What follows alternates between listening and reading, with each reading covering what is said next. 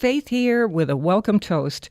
It was Graham Greene who said, "Champagne, if you are seeking the truth, is better than a lie detector." Please feel free to consume this show podcast in small bites or eat the whole thing. I got that sunshine in my pocket, got that good soul in my feet. I feel that hot blood in my body when it drops. It's great to have you joining the party on the Faith Middleton Food Schmooze, inviting you to eat, drink, and be merry with us. We have on the show the cocktail columnist for the New York Times, Robert Simonson. He is so phenomenal. He's done this book called 3 Ingredient Cocktails. So we have, as a group, put together a list of our favorite small ingredient cocktails, all involving sparkling wine. This is where your Prosecco comes in. We've got a list of sparklers on the site, but we want to start with brunch ideas for either New Year's Eve day if you're off, or for New Year's Eve day if you're off. And also, I'd love for you to join us on Facebook and tell us, what is your tradition at the start of a new year, or even for New a Year's Day celebratory? brunch. Oh, yeah. You know, what do you do? Is it a dinner that you have on New Year's Eve? Is it a thing you go to? I used to have friends who would go to the Big Apple Circus every year when that existed. What is it that you do at home? Is it making a pot of a particular stew, doing a family recipe, going out for Chinese food, as many people do? Talk with us about this, and we're going to talk with you about it. The address is Faith Middleton Food Schmooze. My treasured food buddies are here, senior contributors Chris Prosperi, Alex Provence, Mark Raymond. Our senior producer is Robin Doyon-Aiken. Hey, everybody. Hey. Happy New Year. Yes, let's Happy New Year. Let's do we've got sparklers out on the table. We have that list, as I promised, and our site right now. You still have time to get them, and these are all available in our broadcast area. One, if you live in either New York or you're passing through or going to Rhode Island. Let's do some brunch brainstorming right now. What's your tradition? I do a simple thing, and I call it a bacon cheese enchilada. And it sounds a lot fancier, but really It sounds like what I want to have. Yeah, but it really, all I do is I scrambled some eggs, which is really simple, right? I just take maybe 4 or 5 eggs, scramble them, salt and pepper, and then I set them aside. So they don't have to be hot. No, they don't have to be hot. Okay. Then I have my bacon already nice and crispy, out of the oven. And then I buy a black bean paste or spread kind of thing, or a dip that I get at any supermarket, usually in the salsa aisle. So I take corn tortillas, and I take a little bit of egg. I smear a little bit of the black bean on it, on the little tortilla, a little bit of egg, 1 slice of bacon, and I roll them. And as I roll them, I put them in a clear baking dish. Like a casserole. Like a casserole, but a rectangle one, and I line them up.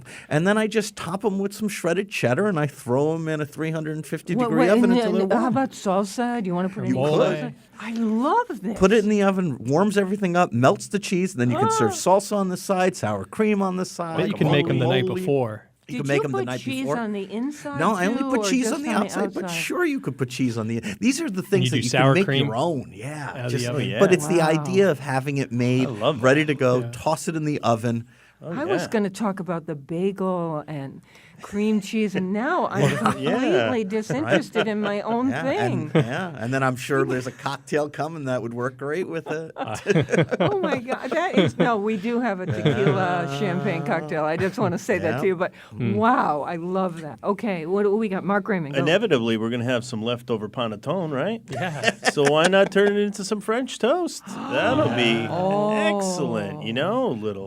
Little egg wash there with a little bit of cinnamon, a little vanilla, Sugar. maybe a little molasses. Uh-oh. Stir it all up and then dip the panettone in there into the frying pan. And some butter. Oh my goodness, and challah. Oh, yeah. Also Challah. makes a beautiful French toast. If I were to do it panettone, what I'd do is I'd cut it up into cubes, and I would take my egg and milk mixture. I'd whip it up a little bit, and then I would pour it over the top of those. Oh, Red great pudding. idea. Yeah, some white chocolate over the top. Oh, great idea. And where's the maple syrup for Wait a when it minute, comes what out of is the this? oven? Is this a French toast or It's bread like a pudding, baked or- French toast. Like a pudding, Yeah, a bread French Yeah, I toast, call it any hard bread. I like that was a soaking great it in idea. it. little This cinnamon. is awesome. Now, do you see why we want you on Facebook talking about what you do? Or if you want to do a spin on some recipe these folks are talking about, please do.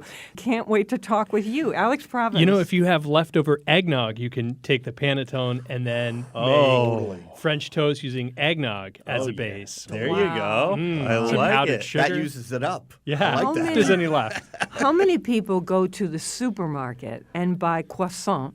And they come in these, sort of industrial-sized boxes, especially if you're going to a box store. Yeah. And they line them up in a casserole dish and put the equivalent of an eggnog mixture on top of them with some cinnamon, and into the oven it goes. Decadent. And that's what they serve on that's good. either Christmas morning or New Year's Day for brunch. So there you go. Hey, Alex Province.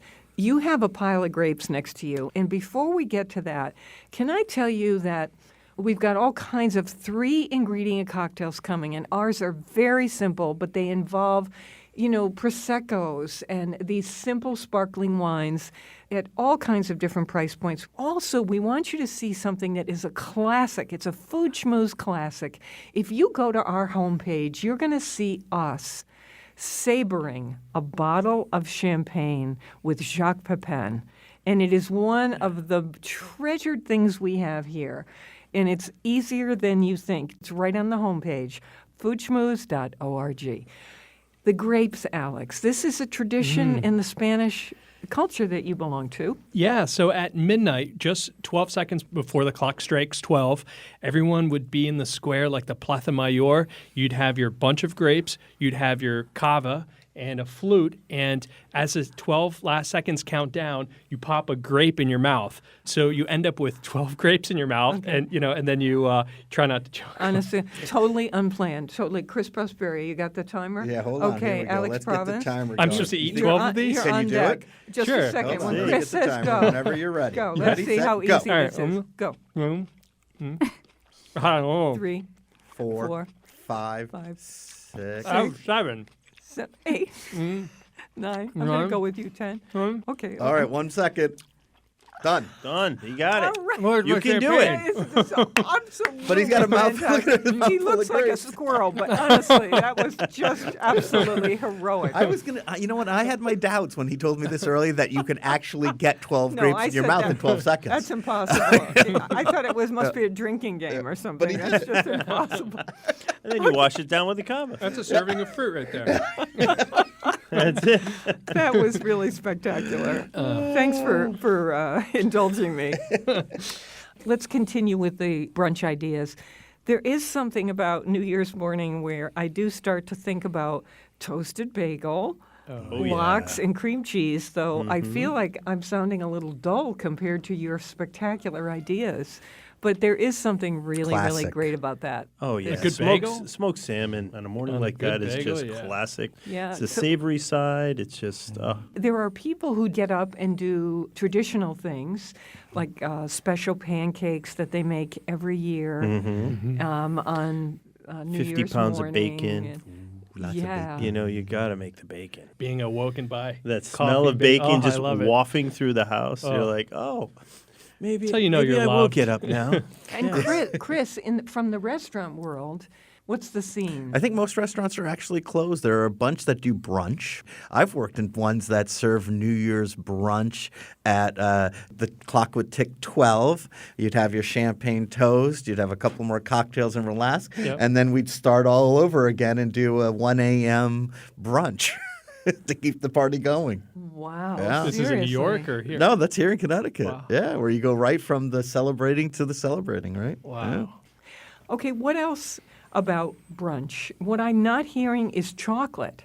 I'm not going to do a whole breakfast that's just sweets, but on New Year's Day morning, I do want a little taste of chocolate. Now, it might be hot chocolate. Chris, go. Oh, growing up, my dad used to do chocolate croissants, and he'd bring them He home would from his make pastry them. He'd make shops. 'em up. Yeah, he'd bring them home from his pastry shop, and we'd have that on holiday mornings.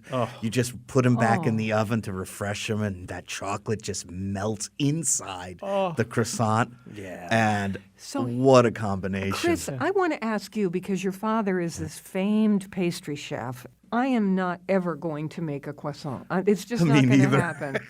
And plus, I love them so much. I know I wouldn't do it justice, and then I'd be so disappointed.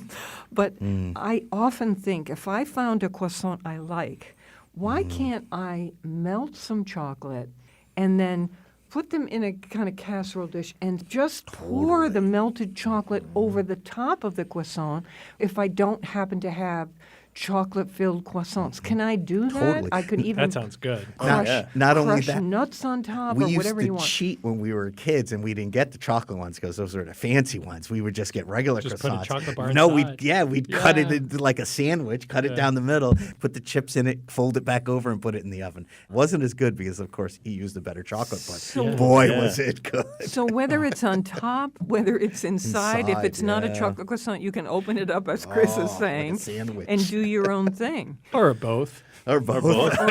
In the middle and on top. Well, this whole discussion of chocolate gets me going back to Spain, and they make hot chocolate that is like it's like pudding. It's not even For the churros. where you dip the churros in there. And I'm thinking like to a myself, donut stick. oh yeah, And it's thick, right? We don't do that here. Our hot chocolates are very I mean, thin you can and eat the watery. hot chocolate with a spoon. It's Yeah. so thick. And it's not super sweet either. We just had churros in Galicia. There was a restaurant, like an old-fashioned bistro from the old days, and everyone was in there at 4 o'clock eating their churros and chocolate. It was So this is such a European thing, Yeah. where at 4 o'clock you go out and have a little something, and then there's dinner at 8, 9 o'clock, right? So or later. Exactly. Yeah. that something is often something sweet. In France, you're talking about this in Spain and Yeah. Argentina. So it would be a little piece of cake, a little hot chocolate in the afternoon. And I thought, oh, I'm not going to do that before dinner. But, you know, it's starting to really appeal to me as an idea. We don't do that here in the United States. We should. Yeah. Pick me up. Well, it's funny because I notice in Spain or in Europe they eat more regularly, smaller meals, and it kept my mood sort of, you don't go a long period of time without eating. So I like the idea that they're regimented with Smaller meals, smaller more- breakfast, a little. But it's Eat more dessert. times during the It's day. not that they're having cheese. They're having dessert at 4 o'clock, and that has always amazed me. It's a good time to have dessert, I guess. Yeah, I guess so. Is Well, there a you're bad time for starving. dessert, really? You're just Come on. How about in Argentina, Mark? They do they do have that a small Do they meal have a and that New break. Year's tradition? The one time I was there for New Year's, we were out at one of their what they call quinchos. It's a house out in the country, and it's really all about what they're grilling that night. And usually it's a small pig, and we did this amazing. It's a little bit bigger than a suckling pig, probably about 80 pounds. They cook it all day. I started with you smell it all day with my cooking. wife's cousin. We started cooking it at like noontime. We didn't eat until 9 o'clock that night. Low So and slow that all thing day just long. slowly roasted all day, and you just put a little bit more smells. coals under Crispy skin. it. Oh, super crispy. Falls Why off the- can't we eat Oh, that right so now? good. Every That weekend. sounds so good. Yeah. In Scotland, New Year's Eve is it is probably the biggest holiday of the year. This is where my people are from. I remember once when I was a kid, I was visiting my relatives for the first time in Glasgow. And, I was so stunned that New Year's Eve was such an event. And they kept saying, if a redhead crosses your door on New Year's Eve, you will have luck for the year. Wow. And Wow. then, in addition to all kinds of things, you have fish and chips. They come around in trucks, and it's wrapped in newspaper, and it was just absolutely phenomenal. And then Puerto Rico, they have coquito. Oh, yeah. Which, we and did we've that done once, tastings sure. of that on the show. It's that eggnog. It is that eggnog. It is so far superior to traditional American eggnog, in my opinion. It has the most delicious. When there is an award winner, especially chosen in New Haven, it is just staggeringly good. Yeah. I'm just knocked out by coquito. And there would be a lot of marinating and cooking of pork and whatnot.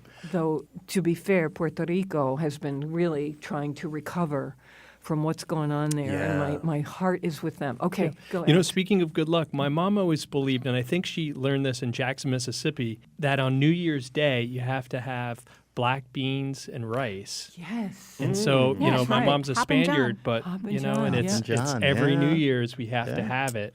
Yeah. I think Or New Year's Another Day. tradition. I think with the Italians, it's lentils. Yes, it is. Yeah. I think it's yeah. pretty Yeah, I've you heard gotta Really? have that, lentil yeah. soup Dinner? or Yeah. lentils Yeah. for In dinner something. right after the New Huh. Year. Yeah, well, I was just thinking of all my favorite foods, and I was going to try and justify them and say, well, in Guam, What it's else can we foie get? gras, or it's like cheese souffle. And all right, we have this incredible cocktail stuff coming your way. Don't forget on Facebook, go to Faith Middleton Food Schmooze and talk with us about your New Year's traditions. More mouthwatering conversation and fun ahead on the Faith Middleton Food Schmooze. I hope you will make a charitable contribution to feed the hungry. We're online now at foodschmooze.org, and we'll be right back.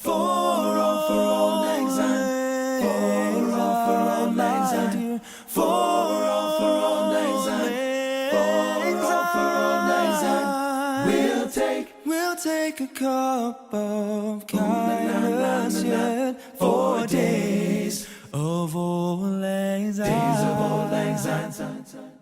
Days of old lang syne.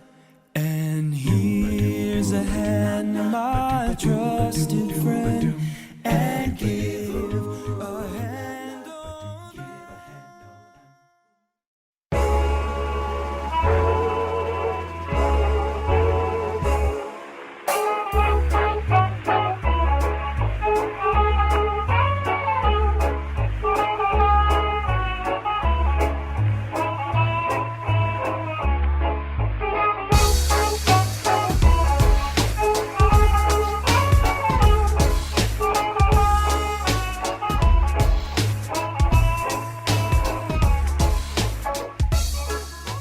I'm Faith Middleton, and I invite you to sign up for our free podcast, which is a copy of the show, essentially. As you probably know, this is the way that so many people now listen to radio shows and listen to independent producers. They get the podcast. And you can do that by just signing up once at our website, foodschmooze.org. I'm with my treasured food buddies, Chris Prosperi, chef and co-owner of Metro Beast Restaurant in Simsbury, Connecticut, winebroker Alex Province, and winebroker Mark Raymond. We're going to get into cocktails and more, but so excited about our guest. It is the season of hearty and celebratory cocktails. And by now, you probably know my personal philosophy, I guess it's safe to say our personal philosophy about cocktails, which is simplicity. And that's why I'm excited about our guest, New York Times cocktail columnist Robert Simonson. He is a man with real taste and a great writer. His new book is called 3 Ingredient Cocktails. Yes, you can make a great drink, as we've told you so often on the show, with just 3 ingredients.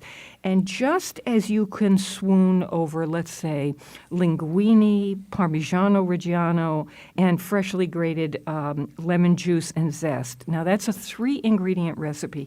You can also swoon over Robert's Champagne Cocktail, which is made with just 3 things: dry champagne, Angostura bitters, and a sugar cube. We're going to get to that.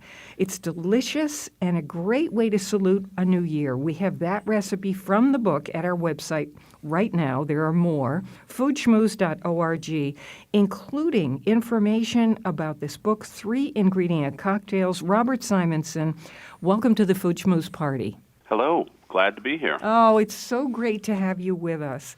Would you talk for just a second about your, I'll give you 15 seconds, about your philosophy of 3-ingredient cocktails? As I said, we adore this. Why is it important to you? Well, I've been writing about cocktails for about 11 years, and I have been tracking the cocktail revival and watching as the cocktails and the cocktail bars have become more ornate and complicated. And this was particularly true in the cocktail books that were coming out in the past few years, that they were rather complex, and many of the recipes almost impossible for the layman to do. I thought it was a good idea to just remind people that, you know, great cocktails were in their grasp, and they could make them at home without, finding an obscure ingredient or doing an infusion or some such thing. I thought it was time to remind them of the basics. The question tends to center on what's delicious, what would you return to, and what has quality ingredients. And I think that's what you're zeroing in on, Robert. Yes, and also wanted to remind people that the classic cocktails that live on, the ones that we continue to like decade after decade, are simple cocktails. The 3-ingredient cocktail is a time-honored formula that has proven sturdy and lasting again and again. Things from the martini to the Manhattan to the Moscow Mule to the mint julep to the daiquiri, these are all just 3 ingredients. Oh, he said Moscow Mule. I think we have to get into that. This has become one of the most popular cocktails. 3 ingredients. This is so delicious. Do you have an idea of why this suddenly popped into being? Yes. The Moscow Mule goes back to the 40s, and it's an unusual drink in that it was created entirely by commercial concerns. Most cocktails are created by bartenders who has a little flash, a little eureka, and comes up with a new recipe. But the Moscow Mule came together because of 3 people who had 3 things that they were trying to sell, and they couldn't figure it out. One was John Martin, who was the president of Hublin Company up there in Connecticut, actually. Yeah. And he had bought the rights to Smirnoff vodka and didn't know how to sell it to Americans. This was back in the 40s. Another was Jack Morgan, who had a bar out in Sunset Strip in L.A., and he made ginger beer, and he didn't know how to sell that to the American public. And there was a third person who had a bunch of copper mugs and didn't know what to do with those. So they got together at a bar in L.A. called the Cock and Bull, and they came up with the Moscow Mule. Isn't that great? What a great story. Wow. Every cocktail has a story that is so fantastic. It was popular for a while in the 40s, but it's come roaring back in the past 10 years, again, mainly because of capitalism. The vodka companies wanted to get in on this cocktail craze, but they didn't know how. And so they discovered this old cocktail, the Moscow Mule, and they started bringing it back. They started promoting ginger beer. They would provide bars with free copper mugs and say, start serving Moscow Mules. And it worked, because Moscow Mules are everywhere now. It has to be good if you're going to return to it again and again, and people do. So you've got in here, and we have this on the website, foodschmooze.org, with information about this book, which is the single best cocktail book I have ever read, and one of the best food books in general I have ever read, because Robert Simonson is a very literary guy and just a wonderful writer and has a great sense of history about things. 3-ingredient cocktails is what it's called. So vodka, lime juice, and ginger beer. That's what makes something really delicious. Yes, it's as simple as that, and it is delicious. Although I would encourage people to go out and buy the copper mugs because it just makes it that much more special. Does it? Is it psychological? Feels good in the hand? What do you think? I think it's psychological. I've talked to many bartenders, and they say when one Moscow Mule goes out in that mug, they immediately sell 10 more. It has that visual appeal, and people get the idea in their head, this is a special drink. I want one of those. I want one of those cups. Yeah. What's in that cup? If you put it in a see-through plastic cup, not as special looking. So we're doing this because we're at that time of year when cocktails begin to be more interesting, especially the hearty ones. And also we're doing this because it's a celebratory time, and to serve something in a special glass, as you're going to hear us talk about, it's just really, really fun. So, Robert, I was given years ago from Louis Nicole these beautiful silver cups that he had gotten from Verona, Italy. They're in a leather cup holder, and I use them for what they were designed for, I think anyway, mint juleps. Oh. And it makes the mint julep into the most extraordinary experience. So glassware counts. Absolutely, yeah. Glassware counts. And mint julep's another one of those drinks that if you have the proper vessel, it gives it a sense of occasion. I want to go to Robert Simonson, your cocktail called the Fair Harvard. This happens to be connected to an event with someone I respect tremendously in architecture, Deborah Burke, who's been on this show many times. So go ahead, tell us about this. Most of the drinks in the book are classics, but there are some modern ones, and this is one I came up with myself. My girlfriend is actually the executive assistant to Deborah Burke. Oh. And Deborah Burke last year became the dean of the School of Architecture. At Yale. Yes. And there was a tradition up there with the previous dean that after a guest lecture, there would be a martini hour. Everyone would get together and have martinis. Deborah wanted to shake it up a little bit. She wanted to do something different. She wanted a cocktail hour, and not just martinis, but all kinds of cocktails. And so for each lecture, I found out who was doing the lecture, what the lecture was about, and I tried to come up with a thematically linked cocktail for that event. It was quite tricky because all of the after events were in a gallery that was painted completely white. And I was under instruction not to use any dark liquors because they might stain the floor. So, I mean, that takes away whiskey, that takes away cognac, that takes away a lot. But I managed to get through. I think the guest speaker was an alumni or a professor from Harvard. And, of course, there is a Harvard cocktail, but we couldn't serve that because it involved brown liquor. Yeah. So I came up with something different that, with 3 ingredients, again, pisco, which is clear, blanc vermouth, which is a sweet form of white vermouth, also clear, and then some orange bitters and a twist, and that's it. Can you tell us, for those who don't know, what pisco is? Pisco is an unaged grape brandy that is made in both Peru and Chile. It's delicious. Floral, too. 3-ingredient cocktails. We love this not only because it matches our philosophy on the show, but also because the simplest thing can be so delicious. Some people can go so crazy with a recipe of any kind, food or drink, and it gets too complicated. So we love what Robert Simonson has done, and I'm a longtime reader of his column in the Times. Okay, everybody. This classic is something that I adore, even though I like my champagne just straight. The champagne cocktail is one of the oldest cocktails out there, and it's one of the simplest. You would take like a champagne flute, you put a sugar cube at the bottom, you soak that sugar cube in Angostura bitters, and then you slowly fill the glass with dry champagne. And that causes the cube to disintegrate. A stream of microscopic bubbles slowly make their way from the bottom to the top of the glass, and you probably can't wait, till it's dissolved to sip some of it, but after a few sips, that sugar is gone. It's just a very elegant cocktail and simple, and for those 2 reasons, it's really endured. Robert, can you explain, or can any of you folks chime in on why somebody decided, because champagne is a beautiful thing in and of itself, and one is so different from another. So you've got this champagne. Why would you add sugar to it? Why did that start? Well, I think it's just part and parcel with the whole impulse to create cocktails at all. The tradition in the old world was to drink spirits on their own, that they were good enough on their own. It was an American idea. Well, not entirely. The English, of course, were making punch for years. But it was an American idea to combine liquors and liqueurs and other ingredients in a single glass, take a variety of things and create a new thing and present that as the beverage.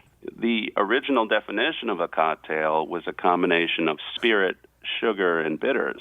So somebody just took that a step and took a left turn and say, okay, how about instead of spirit, use sparkling wine and see what happens. Chris, you're saying why not? Yeah, and I didn't know that. I didn't know that about where the cocktail. See, I envision someone being like, I don't like champagne, and then saying, oh, I'll let me fix it. fix Here that you for go. you. I'll add some sugar, Can I some have bitters. more of this, there please? you go. We all know how wonderful champagne is, but every now and then, perhaps, you're in the mood for a champagne cocktail. I went Sounds to a dinner party at a private home, some friends, and they made a picture of this champagne cocktail, and it was so crazy delicious. It was also deceptive. I had to kind of hold on to something to get to my dining chair. So it's I would Goes say, down good. Be careful. So very interested in this, before we get to the classic Manhattan, which has a wonderful story, really interested in this hanky-panky. The hanky-panky is another simple drink, and it was invented at the American Bar at the Savoy Hotel in London by a bartender named Ada Coleman, and that was about 100 years ago. It's a gin cocktail, and it's one of the few early cocktails that used Fernet Branca as an ingredient. Fernet Branca is this very bitter Amaro that comes out of Italy. And they only use a few dashes of it, so it doesn't take over the drink, but it adds a nice accent. The Manhattan, we have to do it. We cannot end this segment without looking at the Manhattan, which has become so popular and is one of my favorite sections in your book, Robert, because you tell a fabulous story about it and put the end to a myth about Manhattans that you have to have the most exquisite bourbon to make your Manhattan. Some people prefer it with rye, but go ahead. Please tell us about it. Yes, well, touching on that, some people think that if you have a better quality or more expensive spirit, you'll end up with a better drink. And I think with the Manhattan, that's not true. The Manhattan's a very democratic drink. You can take, I'm not necessarily like a bottom shelf rye or bourbon, but economical rye and bourbon, that cost $20 or $25 and end up with a perfectly lovely drink. So in that way, it's a drink that is well within the grasp of, the average home bartender. Yeah, so bourbon or rye, a little bit of both are good. Sweet vermouth and Angostura bitters. And then we get into this business of adding a little bit of the real cherry juice along with a cherry. Where does that fall in line? Depending on your tastes, there are two accepted garnishes for the Manhattan. One is a cherry, which I prefer, and one is a lemon twist, which I have nothing against. That's how you put it diplomatically. There you go. I personally make my own cherries. I think it makes a big difference, the kind that you buy in the store, the ones that are that neon red color. I mean, they're fine. Yeah. But if you get some sour cherries, not sweet ones, but sour when they're in season, you just marinate them in brandy or in whiskey, and you wait a few weeks, and you have these delicious cherries, and it really does improve the drink. Oh, it does. I never thought about making my own. That's a great idea. Yeah. Any sugar? It's incredibly simple. Just type into Google brandied cherries, and a million recipes come up. It'll take you all of 15 minutes. And they must last because they're in the brandy, right? They last indefinitely. I've made brandied cherries and continue to use the same jar over the course of a 2-year period. And you can use those same cherries in gin and tonic. Your morning it's smoothie. Beautiful. And you can put a little of that juice in your gin and tonic. It's Juice. really incredible. You know what we didn't do? That old drink that no one orders anymore. I was so excited to see it in the book, the Tom Collins. Ooh, I remember I love that. Tom Collins's. They're a bit out of fashion now, but that's an excellent drink, especially in the summer. Now, this has gin, we'll come back to that in a second, simple syrup, which is sugar and water, and lemon juice and a little splash of soda water. Okay, simple. But the gin you refer to as Old Tom Gin. What's that? Old Tom Gin is a kind of gin that was popular in the 19th century. Simply put, it's a sweeter form of gin than the London dry gin that we're used to. This is one of the great things that's happened during the cocktail revival. A lot of old ingredients have come back. And now there are a number of gin companies that make Old Tom Gin again. If you want to drink the drink the way it was intended, I suggest using Old Tom Gin instead of dry gin. Robert, how do you decide what cocktail, how's this go in terms of generations? So we know generations ago people were wildly into cocktails. I'm thinking, where do millennials stand? What's going on with cocktails in general right now? Well, my understanding from firsthand and what I've been told in studies is that cocktails are the preferred drink. Cocktails and spirits are the preferred drink of the millennials, the younger generations. A few generations were put between them and, their grandparents who drank cocktails, so they were able to rediscover them on their own, and they were able to be cool once again. Whenever my wife and I go out to a restaurant nowadays, the first thing we do is we take a look at the cocktail list to see if there's anything interesting that we might want to have before the meal. Yes, a lot of the restaurants have good cocktail lists now, and that wasn't the case 10 years ago. No. Really wonderful. I am your fan, and I think you're just absolutely fantastic at what you do. I adore this book. Not only the recipes, but your style of writing is so fantastic. So this will be on my shelf as a classic. Thank you so much for being on the show. Oh, thank you. This has been a delight. Okay, Robert Simonson, who's the New York Times cocktail columnist, I call him the cocktail guy, and he has done this book, which is terrific. 3-ingredient cocktails. We love the local. Please support your local food growers and food makers. We're always online talking with you at foodschmooze.org. We have champagne cocktails, Prosecco cocktails coming your way next. Just a little bit of soda.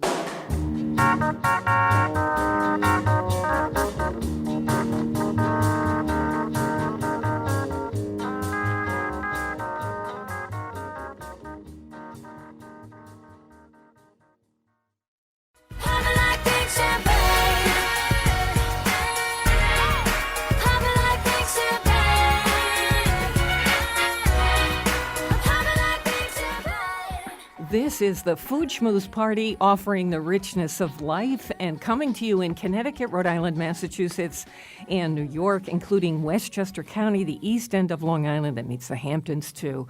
The senior producer is Robin Doyon-Aiken. Thanks to Kyone Wolf for helping with production assistance today, and Katie Tolarski for serving as executive producer of so many shows here on our station. To hear this show on WNPR, it airs Thursdays at 3 and 9 p.m. and Saturdays at noon. You can get podcasts and our curated recommendations always online at foodschmooze.org. As we said in our last segment, all the recipes for these 3-ingredient cocktails to celebrate a new time, a new year, a fresh start, we have online at foodschmooze.org, along with all kinds of things. I'm making the Moscow Mule. I don't even know what it tastes like, but after hearing the story, I want to make one now. You know how a dark and stormy Yeah, sure. Love it. Love the dark It was and stormy. lime Yeah. and Rum. rum and Yeah. ginger Ginger beer. beer. Yeah. It's sort of the equivalent of that, except it was vodka. And I have the cups, most importantly. How many do you have? I'm coming over. I'll So- bring the ice. I got the cups. I have to say that the best Moscow Mule I've ever had is when I met up with Alex Province and Matthew Bennett when we all went as a group to Nantucket this summer to cover restaurants there. Remember yeah, all of yeah, us? sure, We went. sure. Oh, wow. And you guys brought your sailboat. You came to pick us up in your dinghy, which is this Italian dinghy, and music was playing on it. It was honestly, it was unbelievable. And we were all handed a Moscow Mule, which was stunning. I mean, it was just love the it. most Is that how you pick people up, Alex? That's how we pick it was faith. unbelievable. That was as close to a Sophia Loren experience as you Did could you have a get. little captain's hat on? Please tell me you had the captain's hat on. Next time. No. Okay. Hey, let's do these sparkling wine cocktails. Some people prefer them with actual champagne from a certain region in France, which allows you to have that designation. And many of us like any version of sparkling wine. So we're talking about the Italian Proseccos. We're talking about the Spanish Cavas. Sparkling wine that you like, no matter where it's from. So I was excited. We just had this cocktail test before the show started, inspired by our guest, Robert Simonson from the New York Times. And I thought these were so delicious. And we have posted these cocktails, too. And we're kind of proud of them, to tell you the truth. I'm proud of these creators sitting in front of me. So let's begin with the Aperol Spritz Food Schmooze style. Alex Province, sparkling wine, Aperol, a splash of seltzer, and a beautiful garnish of an orange slice, as you'll see on our foodschmooze.org. So you can do it two ways. You can do it in a rocks glass with ice, but for New Year's, I thought a flute is better. So we just poured some, champagne or sparkling, whatever your favorite is. And I wouldn't go crazy with anything too expensive. Filled it up. What would you say, Chris? About a halfway. Halfway. Added a drizzle of Aperol. And Aperol is this really bitter but beautifully colored, like reddish orange, made by Campari, but it's a feminine version. And then we just topped it off with some sparkling water, some seltzer. Yeah. And, you go about 2/3 up the Wonderful. glass. And it's great because it's lower in alcohol. So if you're having people over, you don't want to worry. I like it because, you can drink it safely. Yeah, good way to start. And it is absolutely delicious. So the Aperol Spritz, Food Schmooze style, thanks to Alex Province. And by the way, when you go to our site, you're not only going to see these sparkling wine cocktails we're telling you about now, but you are also going to see a list that we have created of sparkling wines we absolutely love. Yeah. And they are at a wonderful price point range, I think. 'Tis the Really, season. really terrific.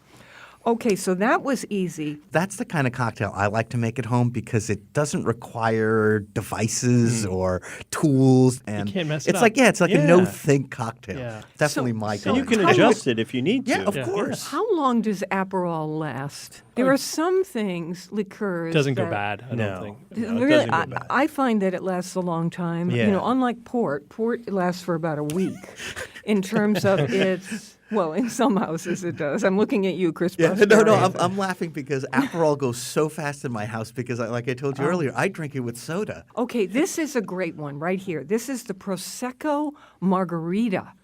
Now, This sounds really, this is two things that people love combined together. So we've got tequila, sparkling wine, a little squeeze of lime juice.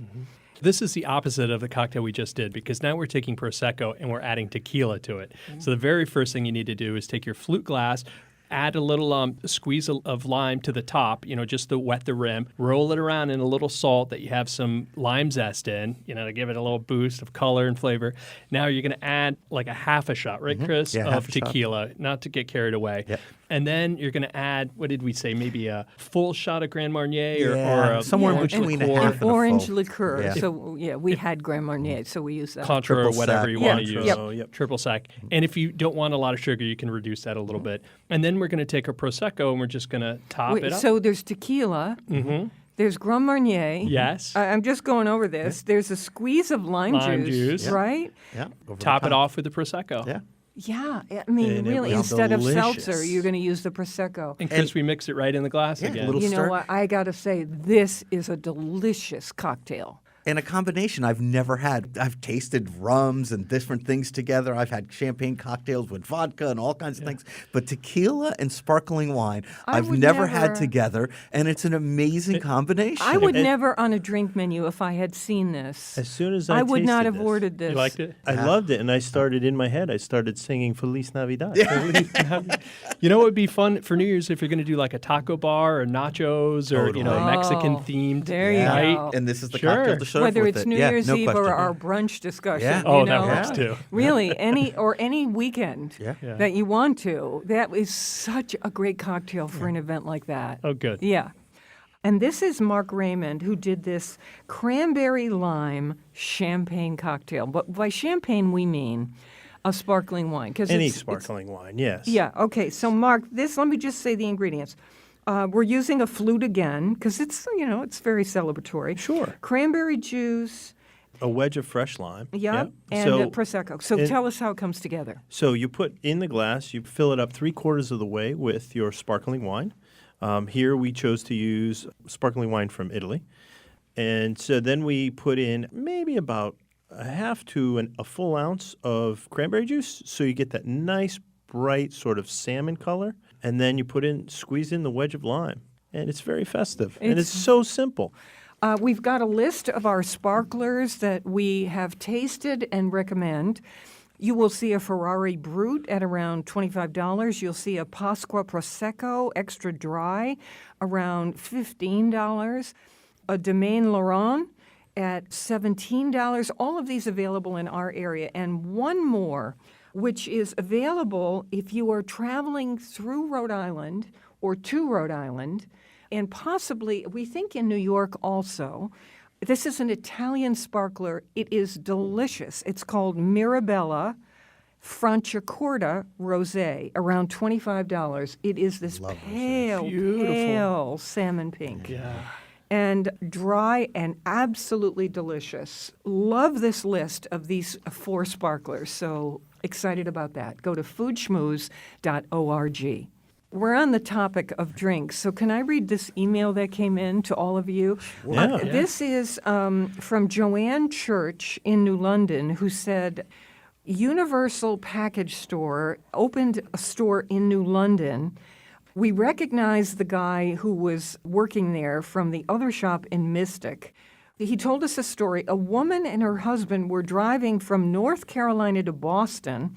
They were listening to your show, The Food Schmooze, and the wine you mentioned was very interesting to them. We had tried it at that Mystic store. Do you remember this? Yeah. And so she put the store, it says here, in her GPS, and they weren't that far on the highway, so they stopped at the brand new store and they bought over $100 worth of wines. That's a great based story. on listening while they were driving, and thought, well, on the way to where we're going, There you go.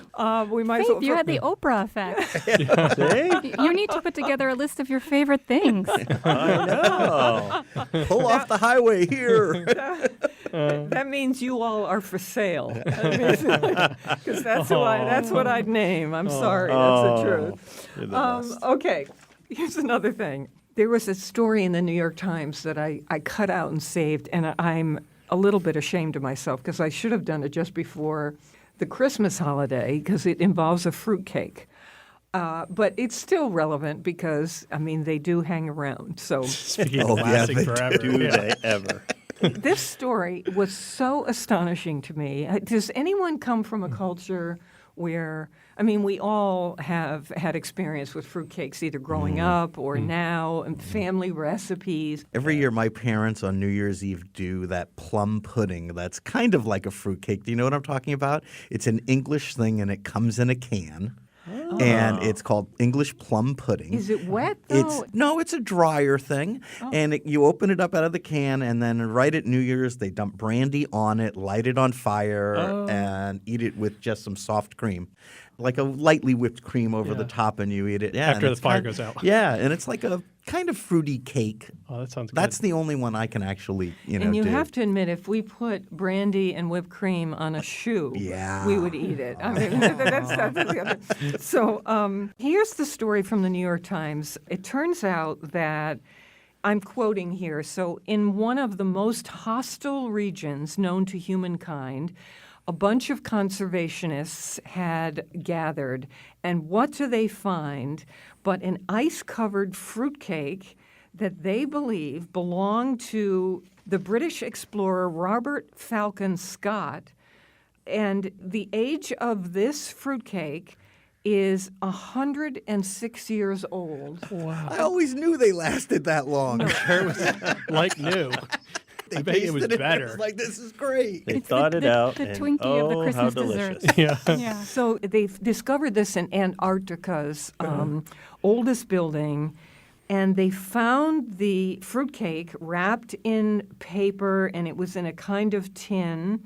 And a woman connected to the trust, the historic trust, said, I'm quoting her, she said there was a very, very slight rancid butter smell to it. But other than that, the cake looked and smelled edible. She said there is no doubt the extreme cold in Antarctica has assisted in its preservation. This raises this question that the article explores of why were people on these expeditions bringing fruitcake with them? So durable. Yeah. Well, yeah. Frozen, unfrozen, Even the polar bears hot. won't eat it. They have to be starving. So it's considered a very high-energy food. Sure, a lot of Still, sugar. to this day, people who are going on these Antarctica treks, you know, in the scientific professions, they bring A token fruitcake Oh. with Calorie them because dense. it Wow. really lasts. Yeah, It's and a calorie dessert you dense. can carry. I think it's really heavy. Yep. It's clearly I don't not know. susceptible to freezer burn. Isn't that amazing? Nope. that The most our- durable food on the planet. Wow. yeah. Even the tin was like, Yeah. I thought corroding. it was the Twinkie. The cake's still It good. outlasted the container. That old thing about a fruitcake is forever turns out to be absolutely True. absolutely true. All right, love you all to death, and I mean that in the nicest way. Love you more. We're on WNPR Thursdays at 3 and 9, and Saturdays at noon. Weekdays, listen for my 60-second food schmoozes. Never eat more than you can lift. In Hartford, soon to be in New Haven, I'm Faith Middleton.